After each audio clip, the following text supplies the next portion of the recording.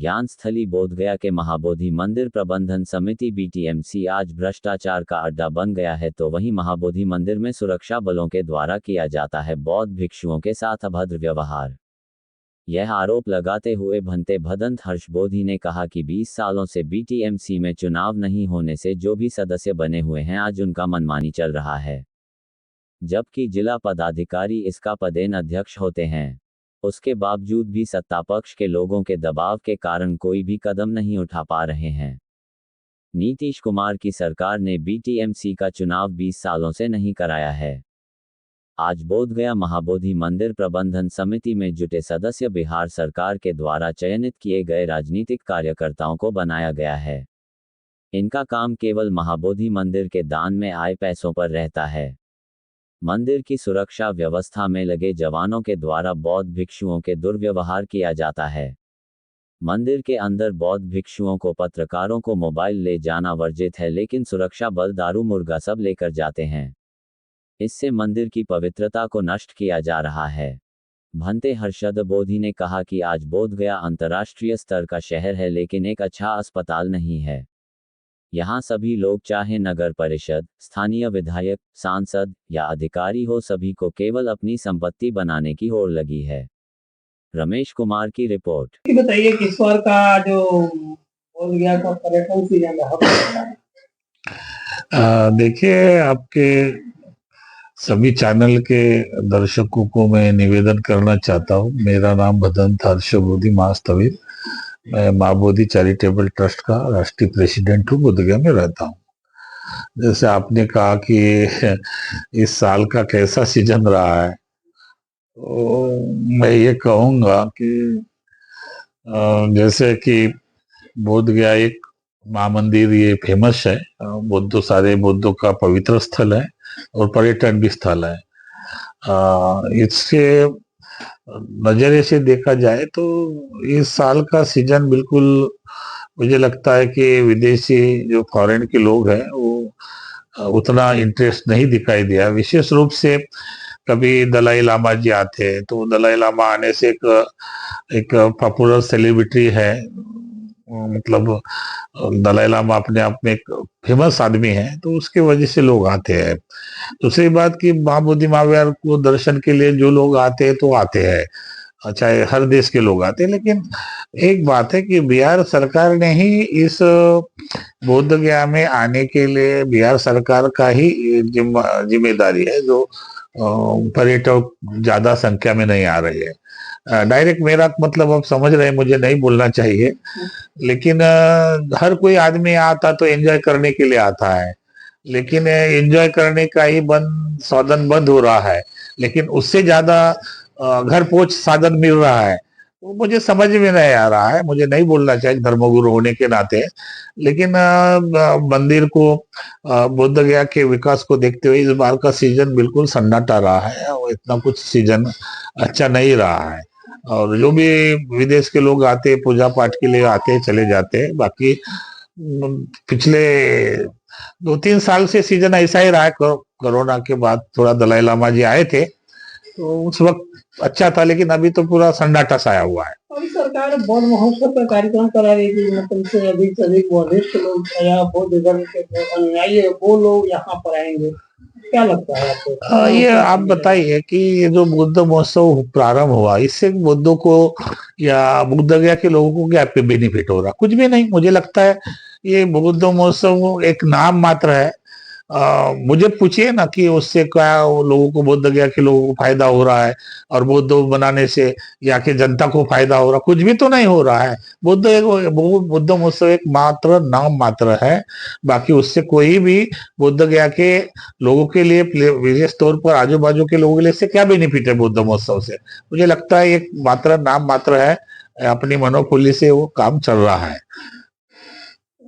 यहाँ जो मतलब हम कह सकते कि बीटीएमसी का जो काम है, खासकर यहाँ महाबोधि मंदिर को लेकर के, कितना संतुष्ट है आप उससे? नहीं, मैं तो महाबोधि महाविहार बीटीएमसी एक्ट जो है, मुझे लगता है कि नीतीश सरकार ने लगभग 20 साल हो रहे हैं, मैनेजमेंट कमेटी में जो लोग अभी भी नियुक्त है उनको हटाया नहीं है। तो 20 साल से कोई भी आदमी एक जगह रहता है तो उनका मनोबल बढ़ गया है। और मुझे लगता है कि माँ बोधी माँ विहार का कौन सा विकास हुआ है। माँ बोधी मंदिर में हम लोग जाते हैं तो वहां पर भी भिखारियों का आगमन ज्यादा है, लुटेरों का आगमन ज्यादा, कोई डिसिप्लिन नहीं है, कोई व्यवस्था नहीं है, भिक्षु परेशान होते हैं। फॉरेन के लोग आते तो उनको भी तकलीफ होती है, चोरियां होती है, दिन दाड़े जो कुछ हो रहा है वो सब दिखाई दे रहा है। लेकिन जो मैनेजमेंट है, चाहे मॉन्किंग चिप हो, चाहे वहाँ के अंडरटेकर जो भी कोई हो, उनका तो कुछ योगदान मुझे ऐसा समझ में नहीं आ रहा है। बीटीएमसी में कानून के अनुसार 3 साल के बाद चेंजिंग होना चाहिए, लेकिन लगातार 20 साल से एक ही पोस्ट पर बिठा के रखना, ये अपने आप में एक सोचने वाली बात है। मैं चाहता हूं कि वो हटाकर नए स्टेट वाइज भिक्षुओं को सेवा करने का मौका देना चाहिए। अगर नए लोग आते तो थोड़ा सा डर बना रहेगा, भय बना रहेगा, और भय के कारण वो इतना भ्रष्टाचार नहीं करेंगे जितना हुआ है अभी वर्तमान बीटीएमसी में। मुझे लगता है, मैं नाम नहीं लेना चाहूंगा, लेकिन कुछ भिक्षु अच्छे हैं जिसको काम देना चाहिए, और कुछ भिक्षु है कि वो काम करने के लिए पद लेके बैठे हुए, कुछ काम नहीं है, कुछ नहीं है, कुछ बोलना नहीं है, कुछ करना नहीं, कोई एक्शन नहीं है। तो इससे बुद्ध गया का तो कुछ होगा नहीं, मंदिर का तो कुछ सुरक्षा व्यवस्था है नहीं है। और ऑलरेडी जो बीटीएमसी एक्ट के अनुसार 3 साल में चेंज होना चाहिए, ऐसा भी कुछ हो नहीं रहा है।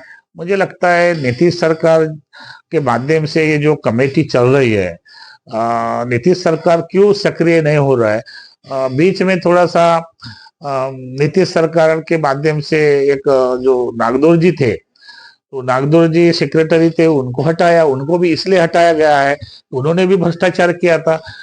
मंदिर में जो पैसा 80 लाख का जो आरसीसी फंड है वो भरना पड़ा। तो मुझे लगता है इतना सारा सब चीज जानकारी होने के बाद भी, ये तो समाज का पैसा है ना, ये तो दान का पैसा है, हमारा पैसा है। अगर आप लोग सही ढंग से काम करते तो ये पैसा तो गवर्नमेंट को जाता नहीं है। तो इसका मतलब आप कहीं ना कहीं भ्रष्टाचार में लिप्त है।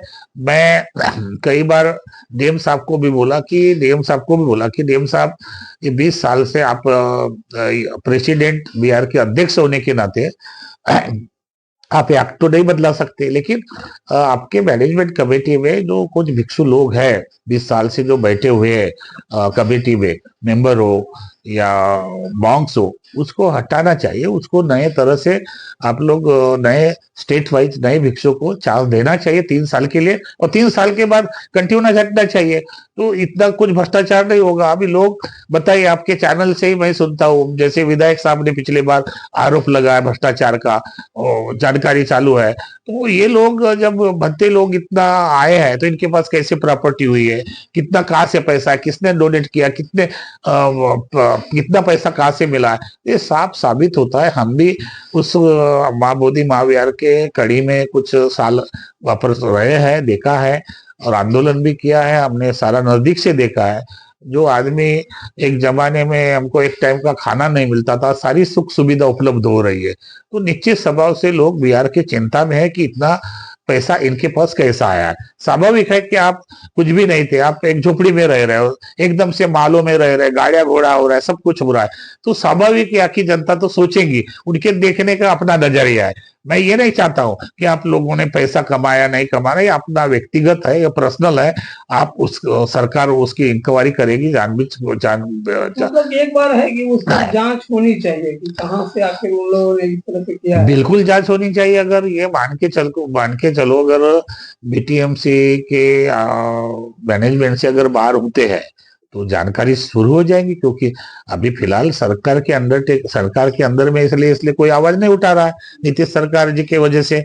हाँ, तो मैं ये चाहता हूँ कि नीतीश सरकार जी ने इस पर ध्यान देना चाहिए। हम भिक्षु है, उनको प्रति मंगल कामना करते हैं, और वो माहिर भी है, राजनीतिक माहिर है। अभी वर्तमान में फिर एक खबर आ रही कि एक बार फिर उन्होंने बीजेपी सरकार को हिला दिया है ना। तो हम चाहते हैं कि इसी तरह महाबोधि महाविहार के जो मैनेजमेंट कमेटी में 20 साल से जो लोग बैठे हुए हैं उसको हटाने का काम कीजिए, नया काम कीजिए और अच्छे लोगों को दीजिए, नए स्टेट वाइज दीजिए और नया परिवर्तन हम चाहते हैं। बुद्ध विहार का विकास चाहते हैं, बुद्ध विहार में शांति चाहते हैं, जो भी बाहर के देश लोग आते हैं उसको हम सुरक्षा चाहते हैं, व्यवस्था चाहते हैं। अभी देखिए ना, पुलिस वाले वहां सिक्योरिटी तैनात है, हाँ, मोबाइल नहीं लेके जाना चाहिए, कितने मोबाइल जाते हैं, कितना कुछ हो रहा है अंदर, क्या कुछ हो रहा है, सब कुछ हो रहा है अंदर में। मंदिर में विहार परिसर में पुलिस वालों का ठिकाना है रहने के लिए, वो बाहर की करना चाहिए, वो वहां पर नहीं होना चाहिए। वो मांग की चिप नहीं बोल सकते, मैनेजमेंट कमेटी के लोग बोल नहीं सकते गवर्नमेंट को कि मंदिर में सब कुछ होता है, वहां मुर्गा जा रहा है, शराब जा रहा है, लड़कियां जा रही, सब कुछ जा रहा है। सब कुछ जाते हुए भी मैनेजमेंट कमेटी के लोग आग बंद करके है, तो ये किसकी वजह से है? तो ऐसा सारा श्रेय तो हम लोग मेन कमान पटना से है। सरकार अगर नीतीश सरकार चाहे तो इसको हटा सकता है, अच्छे लोगों को रख सकता है, जो भिक्षु के साथ झगड़ा नहीं करे, भिक्षु के साथ गाली गलौज नहीं करे। कई भिक्षु नाराज है इस सिक्योरिटी से, कई भिक्षु त्रस्त है, हमको टच करते हैं, हमको ऐसा होता है। अगर एक ले मैन हो भिक्षु को टच करेगा तो अपमानजनक बात है ना। वो तो धर्मगुरु है, आप तो गवर्नमेंट सर्वेंट है, तो ये परिशिष्ट होना चाहिए। और दूसरी बात, तो साथ ही साथ जितने भी बीटीएमसी में नौकर है, ड्यूटी वाले हैं, जो कर्मचारी है, उनके साथ भी अच्छा व्यवहार होना चाहिए। किसी के साथ अच्छा व्यवहार, किसी के साथ सौतेला व्यवहार नहीं होना चाहिए। और दूसरी बात, जितने भी कर्मचारी बीटीएमसी में है उसको प्रशिक्षण देना चाहिए, भिक्षु के साथ कैसा बर्ताव करना, भिक्षु के साथ कैसा रहना। आजकल देखता हूं मैं बीटीएमसी के जो कर्मचारी पूजा गुरगा घरों में, वो भी दादागिरी करते हैं भिक्षु के साथ, इधर हटो उधर हटो, ये मत करो वो मत करो। तो इस तरह का बर्ताव हमने देखा है। तो ये सारा देखते हुए हमको ऐसा लगता है कि ये गलत है।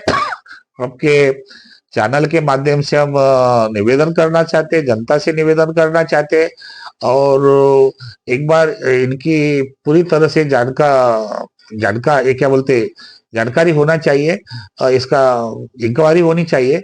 और दूसरी तरह से ये जो मैनेजमेंट कमेटी है, पहले तो मैनेजमेंट कमेटी में जो सिस्टम है वो हटाकर नए तरह से स्टेट वाइज भिक्षुओं को मौका देना चाहिए।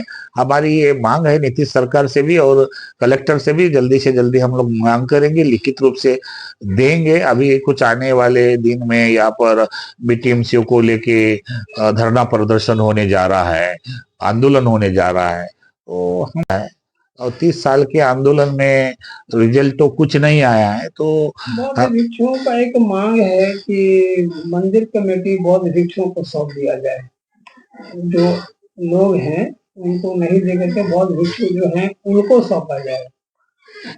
मंदिर कमेटी के अध्यक्ष मतलब पूरी तरह से बौद्ध भिक्षुओं के हाथ में हो, ऐसा बौद्ध भिक्षु लोग भी मांग कर रहे हैं। नहीं, आपकी बात मैं ये कह रहा हूँ कि ये आंदोलन इसलिए शुरू हुआ है कि 1949 का जो एक्ट है, उस एक्ट के अनुसार 4 हिंदू 4 बुद्ध है, और जिला गया का कलेक्टर हिंदू रहना चाहिए, ऐसा प्रावधान पारित है। तो बहुमत तो उनका हुआ ना कि बुद्धों का मंदिर है, तो बुद्धों को पूरी तरह से होना चाहिए, हमारी मांग है। अभी पिछले बार भी आंदोलनकारी ने कुछ आंदोलन किया कि एक्ट को खत्म करेंगे, लेकिन वही लोग एक्ट में आके बैठे हुए हैं। और बाद में आंदोलन कब हुआ है? बत्ते ससाई जी हो गए, बत्ते आनंद जी हो गए, इन्होंने आंदोलन छेड़ा था। ये आंदोलन कब हुआ है? अभी नए तरह से कुछ संगठन सामने आ रहा आंदोलन लेकर, हम उसके साथ हैं, हम उसको मंगल कामना करते हैं कि आप आंदोलन करो, संविधान के दायरे में रह के आंदोलन करना चाहिए, अपने अधिकार की लड़ाई लड़नी चाहिए।